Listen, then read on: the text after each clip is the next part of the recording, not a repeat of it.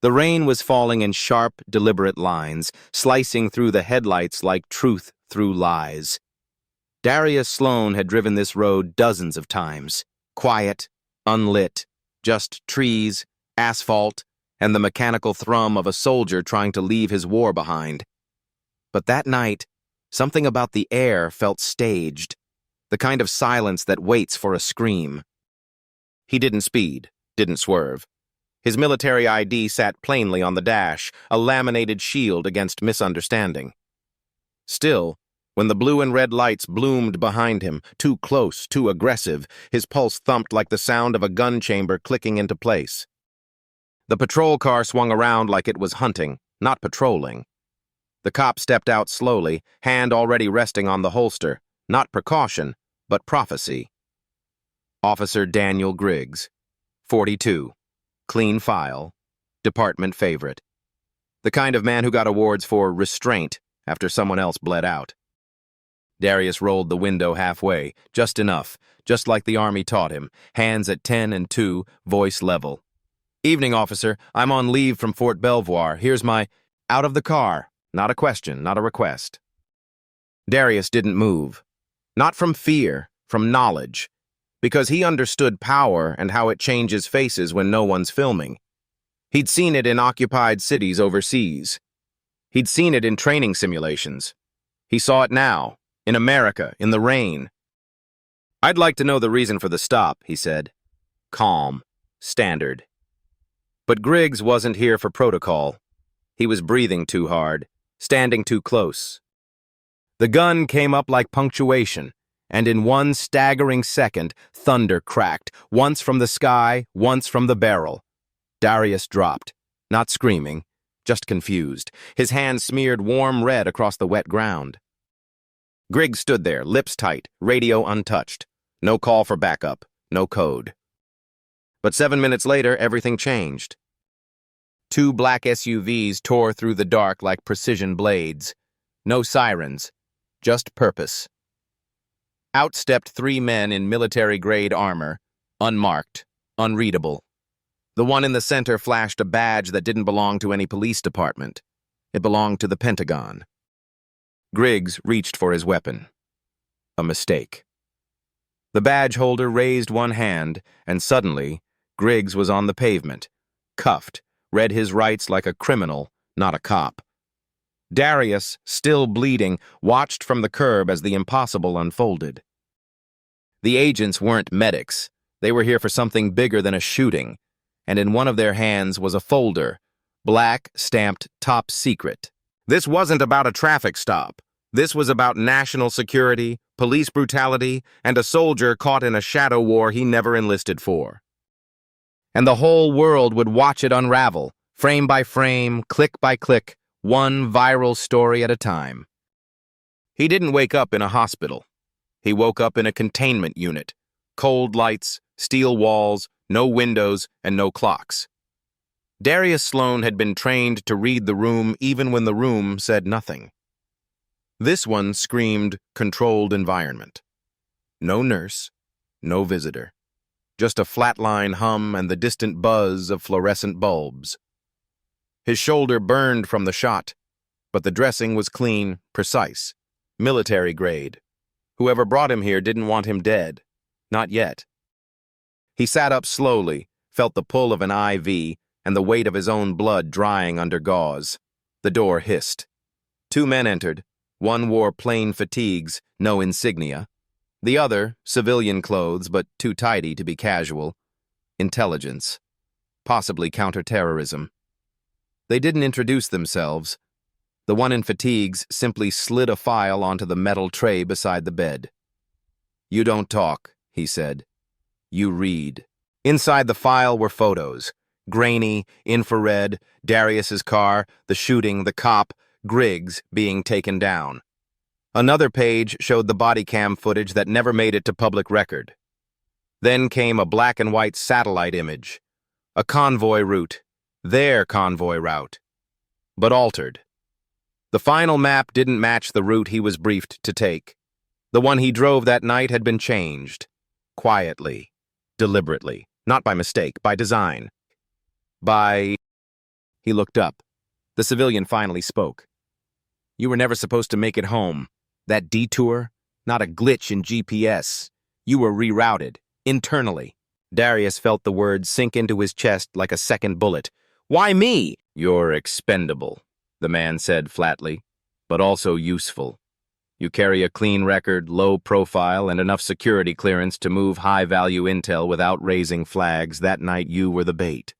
Bait. The word coiled in his stomach. His injury, his blood on the street, it had all been anticipated, engineered. They knew Griggs would react the way he did. He wasn't the threat. He was the trigger. "The drive you carried," the man continued, "was a decoy. What we really wanted was to see who'd move against you, who'd try to intercept. Griggs was just a pawn. Someone else gave the order, and we think that someone's wearing a uniform." The room felt colder. They left him with the file. No names, no ranks, just implications. It wasn't a briefing. It was a warning. Outside the door, he caught a glimpse of 2 armed guards in Pentagon tactical gear, not standard military. These were from something off-book, black budget, possibly Raven Shield, a unit whispered about, never confirmed. Their presence meant this operation was deeper than any field assignment. It was internal warfare, not a foreign threat. Over the next few hours, he wasn't questioned. He was observed. Cameras didn't blink. They watched how he moved, what he read twice, and what he ignored. They were measuring more than memory. They were testing loyalty. By the 3rd day, he was transferred, again blindfolded, again silent, to a location that looked like a military intelligence facility but operated like a bunker. There, for the first time, he was briefed properly. His mission? Unchanged. On paper, he was to deliver an encrypted drive from Site Theta to Fort Belvoir. But the reality was, the real data had never been in his possession. It was moved through a back channel, and he was the distraction. They needed someone who could pass through unnoticed, yet be credible. His race, his rank, his clean history, those weren't coincidences. They were calculated factors in an algorithm designed to exploit racial profiling, police behavior trends, and public outrage for strategic exposure. He wasn't a victim. He was a statistical weapon. What chilled him more was what they didn't say. Why now? Why leak this play into the open? Why trigger a viral incident involving a Black Army sergeant, a rogue cop, and a Pentagon response team in broad daylight? Because something was coming. Bigger than him. Bigger than Griggs. Bigger than the badge or the uniform. Something they wanted eyes on, but not fingerprints. Back in the temporary quarters they gave him, a steel cot, a flickering overhead bulb, and a bolted-down chair, Darius stared at the wall. Everything about this mission was precise, controlled, cold. But one thing was off script. He'd survived. And that made him dangerous. The first breach came quietly. No alarms, no headlines. Just a data packet, encrypted, unsigned, slipping into a classified Pentagon server under the file name D. Sloan EXR. It didn't contain a virus. It contained a memory. A compressed sequence of frames, dashboard footage, body cam footage, aerial satellite timestamps, the full, raw, unedited chain of events from the night of the shooting. Every frame is lined up. No glitch, no manipulation, just the truth. Unfiltered, unapproved, and now inside the digital bloodstream of the National Defense Network. Someone had uploaded it. Not leaked it. Uploaded. From inside. Less than 12 hours later, the second breach was louder. A whistleblower video hit the deep web. Shadowy figure, voice disguised. They spoke slowly, deliberately, naming not Darius Sloan but the project number, HaloNet 047, tying it to a Pentagon contract buried under layers of subcontractors. The contract had one goal: centralized citizen behavioral prediction, AI systems designed to track, label, and rank public compliance. The face of the program? Not politicians, not soldiers, private defense contractors. The video didn't show faces, it showed flowcharts, budgets, connections between HaloNet and local law enforcement data. The implication was nuclear. This wasn't surveillance. It was preemptive classification. It went viral in silence, not trending on public platforms, but traded in message boards, underground subreddits, and encrypted forums where ex-intelligence agents watched with clenched jaws. And in every thread, the same name began to surface: Darius Sloan. Not a victim, not a suspect, a variable, inserted, observed, and now lost. By day 3, the mission changed. Darius wasn't briefed. He was pulled from his bunk in the middle of the night by 2 Raven Shield agents who didn't speak. He was taken to a van. No windows, just the steady vibration of tires on asphalt. 43 minutes later, he was led into what looked like a disused Cold War fallout shelter, but beneath the concrete, tech hummed. Monitors tracked inbound chatter. Facial recognition feeds from major cities glowed in silent streams. One screen blinked with his photo, and above it, Tier 3 misinformation risk. Someone inside the system had reclassified him. Not as an asset, not as a soldier, as a threat. The first climax wasn't a gunfight. It was a purge. Someone scrubbed his identity from military systems. Record, rank, security clearance, gone. Overnight, Darius Sloan became a ghost. No trace, no chain of command. It was a silent erasure designed to trigger no audit. But it triggered something else, an anomaly. Because in a deep vault of archived data, a backup server automatically resynced his clearance. The system fought back. Artificial intelligence met human protocol, and the result was a contradiction. That contradiction flagged an internal audit bot, and that bot lit up one red name: Captain Eduardo Mendez, Darius's direct superior. The second climax came 36 hours later in a hotel parking garage in Arlington. Darius, now in civilian clothes, watched from the shadows as Mendez entered a black Lexus with 2 men. One identified via facial scan as a senior liaison at a major defense firm. What they passed between them wasn't a briefcase. It was a biometric key, one tied to a military-grade encryption hub used only for classified information relays. Darius photographed the exchange from behind a maintenance pillar and vanished before the third man even closed the door. But the image was already in the system. Third climax, a leak inside the leak. Someone within Raven Shield uploaded the photo to a private drive, but it was intercepted. Not by the press. By a foreign entity. Russian or Israeli, no one could confirm. But the algorithm flagged it as high sensitivity and forced the system into partial lockdown. Internal communications within Raven Shield went dark. Chain of command splintered. Some agents were pulled, others stayed. And Darius was cut off. No extraction, no backup. Just a burner phone, $4,000 in cash, and one directive: stay invisible. He didn't. He called someone he shouldn't have. Her name was Amira Klein, former data forensics analyst at DARPA, now freelance and bitter. She owed Darius a favor, one that dated back to a mission in Sarajevo that neither of them was legally supposed to have survived. She met him in an abandoned subway tunnel outside D.C., armed with a laptop and distrust. In 3 hours, she cracked open the encrypted core of the biometric keys database. What she found wasn't just internal memos, it was audio. Hidden layers of conversation, meetings between Mendez and Griggs before the shooting. Griggs had been activated, not rogue, not unstable, controlled, like a pawn following a script. The fourth climax hit like a nerve snapping. Darius played the audio clip for Amira a second time, then uploaded it to a dark feed via a proxy network. It was a gamble, not a public drop, not a media play, a flare, sent to one specific inbox, a journalist at Encrypted Dispatch, a small digital publication known for burning stories others wouldn't touch.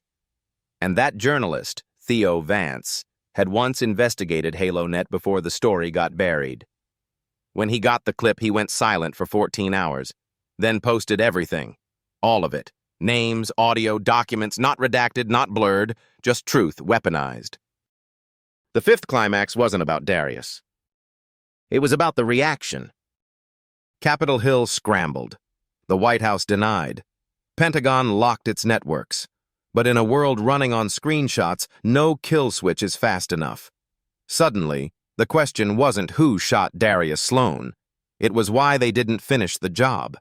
Because now he wasn't just a soldier, he was a spark, the kind that lights systems on fire.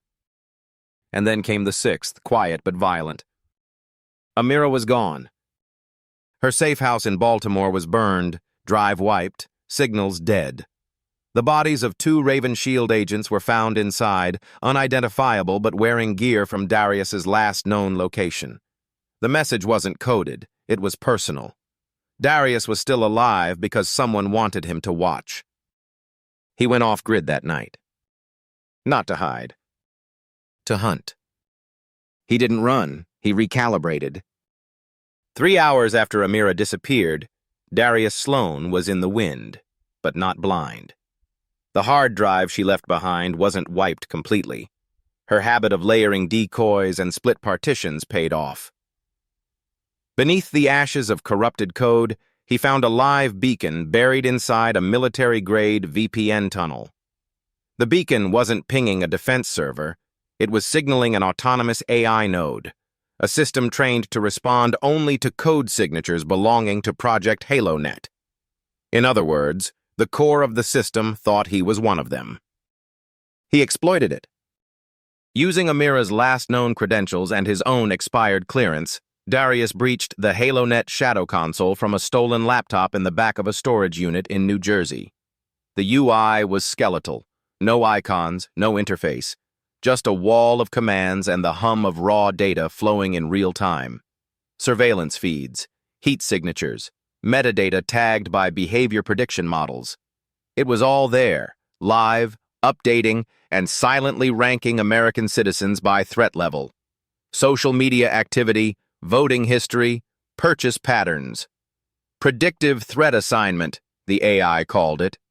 The label next to his name now read, Tier 0, Exception Protocol. He wasn't just a target. He was an anomaly the system couldn't contain. The twist wasn't what HaloNet could do. It was what it had already done. Darius traced back the logs and found evidence that the system had flagged hundreds of individuals for intervention based on algorithmic predictions. Doctors, journalists, military personnel, some of whom had later disappeared, discredited, or died in incidents labeled as domestic accidents or suicides. Every action had been approved by someone with Mendez's access level. Every single one. But then came the line that froze his breath. Live command, Operation Sloan Resolve, status, pending authorization. There was a plan for him. Active, waiting for final approval. The kill order wasn't just personal, it was built into the system. Approved not by a man, but by an AI trained to preserve national stability at any cost. Deep state automation. No court. No vote, just code. And so he turned the system against itself. He didn't fight with bullets. He used its logic. He input a false directive, one he knew the AI wouldn't resist. A data injection mimicking a rising threat pattern originating from within Mendez's network. He flipped the algorithm, assigning Mendez and his co-conspirators as rogue destabilizers threatening federal continuity. Within minutes, the threat level rebalanced. Within hours, HaloNet deployed a real-world response team to track its own creators. It was a silent counterstrike, surgical and untraceable. By the time Mendez realized he was being hunted, he was already isolated. Bank accounts locked, security detail reassigned, clearance revoked, and Darius watched it unfold from the shadows, eyes cold, pulse steady. But he wasn't finished. He accessed the system's narrative control module, where keywords and stories were weighted for public visibility, where news was engineered for virality or silence. He embedded a ghost story, a chain of real events with the names removed, published through a dummy blog network with high SEO rankings and organic engagement. Police brutality, government surveillance, whistleblower silenced, military AI gone rogue. Each post is designed to trip the algorithm's public interest threshold without setting off internal alarms. And then, like a virus, the story spread, replicated by influencers, dissected by podcasts, whispered through comment sections on TikTok and YouTube. The truth didn't come out in headlines. It came out in fragments, unfiltered, shareable, monetized by content creators who didn't even know they were part of an information war. The public woke up not with a bang, but a tremor. That was the real victory. But Darius knew the system would adapt. HaloNet wasn't built to be beaten, it was built to evolve. And now it had data on how a Tier 0 anomaly responded under pressure. He hadn't escaped. He'd just become part of the next simulation. So he made a choice. He left the last piece of evidence, Amira's decrypted core, the proof of command line executions ordering civilian targeting, in the hands of the one person he still trusted. His mother. Hidden in plain sight, wrapped in the frame of a childhood photo on her mantle, encoded in the metadata of an old family video. She didn't know what it was. Not yet. But she knew when to deliver it. If anything happened to him, if he went dark and never came back, she was to upload the file to every major investigative outlet in the country. That was his dead man's switch. Then he vanished. Not in fear, in strategy. Because the next battlefield wasn't in data centers or safe houses, it was inside the narrative itself. He'd learned that control wasn't about who held the gun, it was about who controlled the story that followed. And this time he would write the ending. They never found Darius Sloan. Not officially, not on paper, not in databases that still tried to pretend he never existed. But his shadow moved through places that couldn't be searched. Encrypted drives, buried metadata, conversations half-whispered in activist forums and military subreddits. He wasn't trying to be a martyr. He was trying to make the system choke on the silence it forced on people like him. And maybe he did. Because months later, when no one was watching, small things began to shift. A journalist with a background in cybersecurity suddenly published a thread exposing government contracts related to AI surveillance. A rookie congresswoman proposed a bill requiring full transparency on automated threat analysis systems. A podcast episode featuring an anonymous soldier with a story to tell climbed to the top of Spotify without corporate backing. No one said his name. But he was there, in the code of it all, like a fingerprint pressed too deep to clean. He didn't want revenge. That's what they expected. He wanted an interruption, a break in the loop, a small rip in the stitched mouth of the American machine. People always ask, what do you do when justice doesn't come? Darius would say, you make it uncomfortable to ignore. You speak not to be heard, but to make the silence unbearable. You don't burn the system down in one glorious act. You crack it, bit by bit, from the inside, until the truth leaks out like light through broken concrete. Because this story was never about one bullet. It was about who gets to write the report afterward. And that's the part no one wants to say out loud. That in this country, justice isn't always about facts. It's about control of the narrative. And for the first time, someone flipped the script. A black soldier didn't just survive a corrupt system. He bent it back on itself, made it doubt its own code, forced it to stutter when it spoke. And maybe that's the real legacy.